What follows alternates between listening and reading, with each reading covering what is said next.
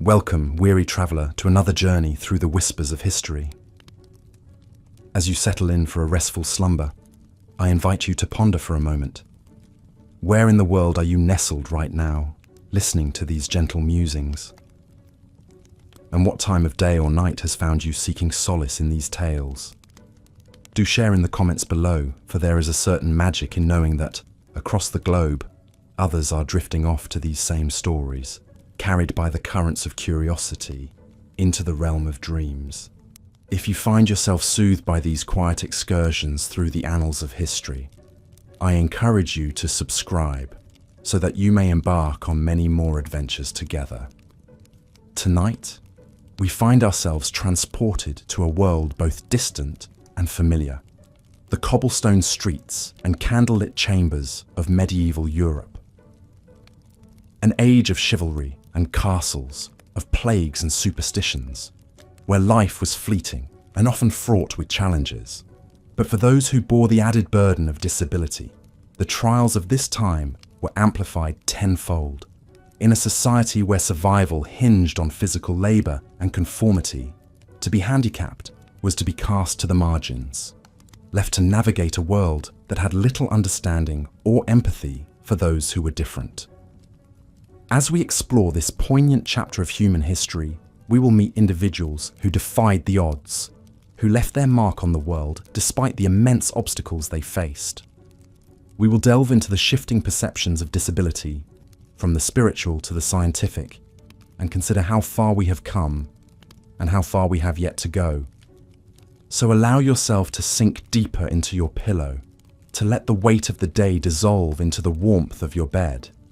For the next little while, you are a traveller through time, bearing witness to the resilience and resolve of those who came before. And as you drift off to sleep, perhaps you will carry with you a newfound appreciation for the simple gifts of accessibility and understanding that we so often take for granted. Let us begin our journey in the early Middle Ages, a time when the concept of disability was inextricably linked to the spiritual realm. In a world where medical knowledge was scarce and superstition reigned supreme, those with physical or mental impairments were often viewed through a lens of religious mysticism. To the medieval mind, a disability could be interpreted as a sign of divine punishment, a mark of sin, or moral failing. The Bible itself contained passages that seemed to reinforce this notion, such as the story of Jesus healing the blind man, where his disciples ask, "Rabbi, who sinned, this man or his parents, that he was born blind?" But disability was also sometimes seen as a test of faith, an opportunity for the afflicted to demonstrate their devotion and for others to practice charity. The Catholic Church taught that caring for the sick and infirm was a Christian duty, a means of securing one's place in heaven. These competing views of disability as punishment or as a path to piety created a complex and often contradictory societal stance. On one hand, those with disabilities were frequently marginalized, mocked, and mistreated. On the other, they were occasionally elevated as objects of charity and even reverence. One common belief was that the disabled were closer to God, their suffering a kind of holy affliction. This led to the veneration of certain disabled individuals as saints or mystics, such as the blind Italian poet and theologian, Blessed Jacopo da Todi, who was said to have miraculous gifts of prophecy and healing. However, for the vast majority of disabled people in the Middle Ages, life was far from saintly. The most common disabling conditions of the time were often met with fear and revulsion rather than reverence. Leprosy, for instance, was among the most dreaded diseases of the era. Highly contagious and disfiguring, it was seen as a curse from God, a punishment for sin. Lepers were cast out of society, forced to wear distinguishing clothing and carry bells to warn others of their approach. They were confined to leper colonies on the outskirts of towns, forbidden to interact with the healthy population. Blindness, too, was a common affliction, often caused by malnutrition, injury, or untreated infections. Without access to education or accommodations, the blind were largely relegated to begging or dependent on family support. In a world where literacy was rare even among the sighted, the inability to read or write was an immense barrier. Other disabling conditions abounded: palsy, epilepsy, deafness, intellectual disabilities, each carrying its own stigma and challenges. The medieval mind, steeped in superstition, often attributed these conditions to demonic possession or witchcraft. The disabled were thus doubly burdened, struggling not only with the physical limitations of their condition, but also the social ostracism and suspicion it engendered. To bring these struggles to life, let us consider the story of Mega Hildebrandt, a real woman who lived in the 14th century Germany. Born with a twisted foot, Mega was relegated to the margins of her village from a young age. Unable to work in the fields or marry, she relied on the grudging charity of her neighbours to survive. In court records from 1365, we find a poignant account of Mega's plight. She is called before the magistrate, accused by villagers of being a witch. They claim that her disability is proof of her unholy alliance, that she uses her twisted foot to stomp the devil's mark in the dirt. Mega pleads her innocence, her voice shaking as she recounts a lifetime of ostracism and abuse. She tells of being pelted with stones by children, of being denied even the meagre comfort of human touch.